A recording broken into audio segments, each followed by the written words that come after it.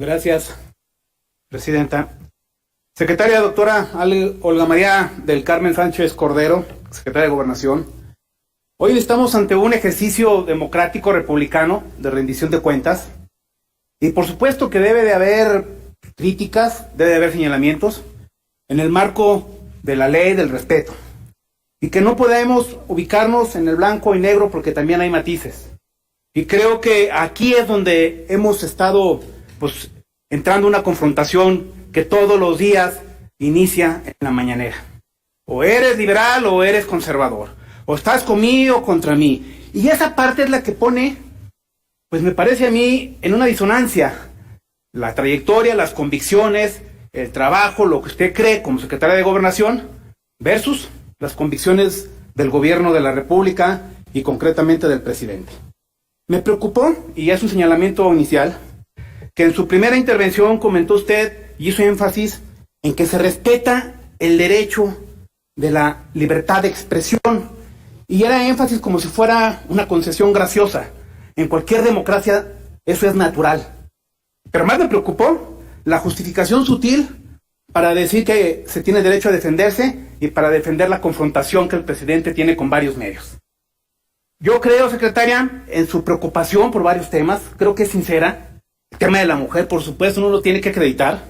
Pero también es cierto que en la realidad vemos que se desaparecen programas, se disminuye el presupuesto y que no corresponde a veces el discurso con las acciones y la realidad. Y aquí puedo poner ejemplos, por ejemplo, la disminución del recurso para las mujeres indígenas y afromexicanas, el tema de los albergues para mujeres violentadas, que usted misma ha señalado en repetidas ocasiones que ha aumentado el porcentaje de mujeres violentadas, pero en el presupuesto no se refleja. Y entonces donde vemos esa disonancia entre lo que se dice y lo que se hace. Dice popularmente un dicho, ¿no? Pues el amor que no se refleja en el presupuesto es demagogia. Otro tema que aquí creo que es importante señalar es que tiene usted que participar en este proceso de discusión de la ley de presupuesto para que pueda revisarse aquello que no está bien en el presupuesto respecto de estos programas de apoyo a la mujer.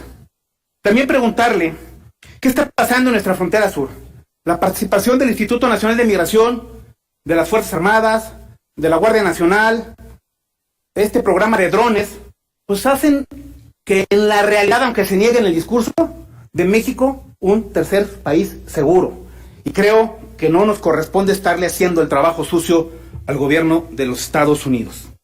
Por otro lado, secretaria, preguntarle si está dispuesta a compartirnos, de manera semestral, el avance de la aplicación de los beneficiados de los procesos de la aplicación de la ley de amnistía. Creo que sería muy bueno que en la comisión discutiéramos cómo van estas cosas, que pudiéramos tener ahí información de primera mano. También preguntarle si es posible que usted mantenga esa postura de voz independiente respecto del gobierno, porque hace mucha falta. Sé que ha tenido usted buena relación con algunos gobernadores, hablo por el caso de mi estado, Guanajuato, que hace unas semanas platiqué con él y me comentaba de su participación valiosa cuando se dio el intento de intervención de algunos funcionarios del gobierno federal y que usted jugó un papel fundamental y de apoyo y solidario. Y se reconoce, así como decimos unas cosas, reconocemos otras. Creo que en esa parte se acredita y se reconoce. Pero también decirle que tenemos que seguir haciendo un esfuerzo para mantener esa independencia y autonomía y esa voz independiente que permite equilibrar los extremos en los que de repente se pone por algunos funcionarios o por el propio presidente el discurso. Debe ser complicado generar, construir relación, tratar de ir tejiendo, como se dice coloquialmente, y que después en una mañanera se eche todo por la borda y se haga un tiradero. Porque el discurso es de confrontación y no es su culpa, pero es una realidad que pasa ahí. Y finalmente, para cerrar, yo quisiera también decirle que no se mimetice con el discurso del presidente. Escuché una palabra que nunca la había escuchado al decir nuestros adversarios. Usted no tiene adversarios, secretaria. Yo creo que no debe usar ese lenguaje porque no ayuda, al contrario, nos ayuda más que tenga una posición independiente y autónoma. Hay una frase en el Palacio de Gobierno de Guanajuato de un exgobernador, de José Aguilar y Maya, que dice: el gobernador podrá tener muchos enemigos, pero él no puede ser enemigo de nadie. Ojalá y ahí se la comparta al presidente. Muchas gracias.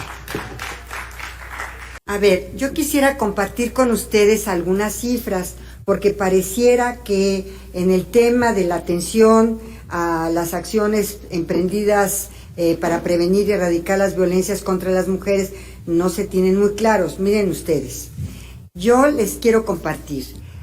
Para la atención a mujeres indígenas, durante el COVID-19 se otorgaron 16.5 millones de pesos a las casas de la mujer indígena y afromexicana, la CAMI, de las famosas CAMI. Repartió entre 35 CAMIs que abarcan 113 municipios de 17 estados. Acabo de pedir los datos. Se implementó un programa que es un programa maravilloso que nosotros le estamos apostando mucho desde la Secretaría de Gobernación, que se llama el Programa Mujeres Constructoras de Paz, que se llama MUC Paz, en 107 municipios, con la participación de más de 250 redes de mujeres, y con una inversión de 122 millones de pesos a través de InMujeres y de la Secretaría de Seguridad Pública y Protección Ciudadana.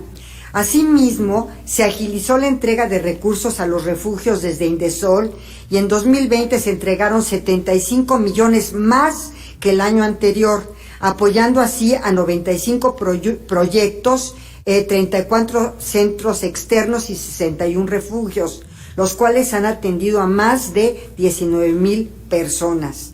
Y se implementaron estos otros programas que les acabo de dar cuenta. Entre otras cosas también, claro que se están ejerciendo recursos para los refugios. Yo personalmente, ustedes recuerdan, platiqué con el señor presidente y estuvo muy sensible de que no se podían dar los apoyos directamente a las mujeres porque las mujeres violentadas necesitaban una instancia o un refugio o un lugar diferente a sus propios hogares para poder resguardarse de sus agresores.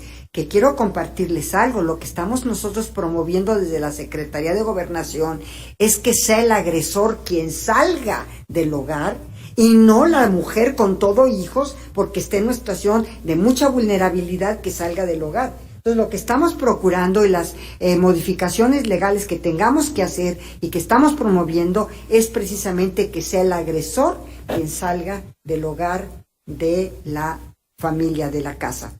Por otra parte también quiero decirles y compartirles que estamos trabajando en la ley de amnistía. Sin embargo, muchos de estos delitos, como les explicaba yo, son del fuero común y tenemos que animar y llamar a los congresos de los diversos estados de la República para que puedan llegar a expedir ya y publicar sus diversas leyes de amnistía, porque sería importantísimo que todas estas personas que están privadas de su libertad por los delitos, que por cierto están dentro de la propia ley de amnistía federal, y que aún sabiendo que eran delitos, que muchos de ellos están en el fuero común, nosotros los incluimos en esta ley federal de amnistía, sabiendo que no era competencia federal, para que fuera una ley modelo de las diversas leyes de amnistía en los estados. Hasta hoy hemos recibido, como les decía, más de 700 solicitudes para la amnistía, para dar trámite a estas solicitudes hemos estado en comunicación permanente con los diversos centros penitenciarios del país, tanto locales como federales, porque nos tienen que mandar pues muchos datos de quienes han solicitado su amnistía, por ejemplo, los delitos por los cuales han sido procesados o sentenciados, en fin, los delitos contra la salud, no relacionados con narcóticos, si hay algún delito de aborto, o delito de homicidio, o delito de homicidio en razón de parentesco, etcétera. Entonces hemos estado en comunicación permanente. Tenemos también casos de mujeres, de personas indígenas. De estas de más de 700 solicitudes, tenemos 57 de son personas indígenas, que estamos en revisión también de sus procesos, porque muchas de estas personas indígenas no tuvieron traductor o no tuvieron incluso intérprete. Ya la Corte definió que no es lo mismo traductor que intérprete. Traductor es simplemente quien conoce la lengua, intérprete es simplemente quien conoce la lengua, traductor es quien solamente conoce la lengua, pero intérprete es aquel que además de conocer la lengua, conoce las costumbres de los pueblos, que son importantísimas para poder tomar una decisión y un debido proceso desde el punto de vista judicial. Entonces, sí me gustaría que estuviéramos en contacto con la Cámara de Diputados, con el Congreso de la Unión, concretamente en todas estas solicitudes y coordinación en el cumplimiento de estas solicitudes de amnistía. Y por otra parte, también ustedes que son de los diversos estados de la República, ojalá hagan un llamado para que se pudiera avanzar en los diversos leyes de amnistía locales. No sé qué otra pregunta me hizo, pero yo creo que, en relación a la libertad de expresión, yo soy una irredenta convencida de que las libertades deben ejercerse a plenitud en este país. Así lo he manifestado, he estado en muchos movimientos, sobre todo en los movimientos estudiantiles de los años 60, que dicho sea de paso no solamente fue el de los mexicanos, sino fue de los franceses en París, fue en otros lugares del mundo muy importantes, en diversos países latinoamericanos, en Praga, la primavera de Praga, que ustedes también recordarán, y en fin, esa generación, la mía, luchamos por las libertades. A veces a estas generaciones las libertades ya les son tan normales, tan propias del ser humano y de su ejercicio, y tan inherentes y tan básicas y consagradas en la Constitución, que no pueden pensar que en algún momento de la historia de este país y de otros países estas libertades habrían sido, si no suprimidas, cuando menos limitadas en forma muy importante por diversos gobiernos. Y no hablo solamente de México, sino del mundo. Ya les son naturales, ya les son inertes estas generaciones las libertades. Pero quienes vivimos en una censura previa, quienes estuvimos en esa limitación extrema de nuestras libertades y que luchamos por ellas, sabemos lo que esto significa. Por eso yo me puedo declarar una irredenta luchadora de libertades, y no es por otra razón, sino porque lo vi en la lucha personal de las libertades.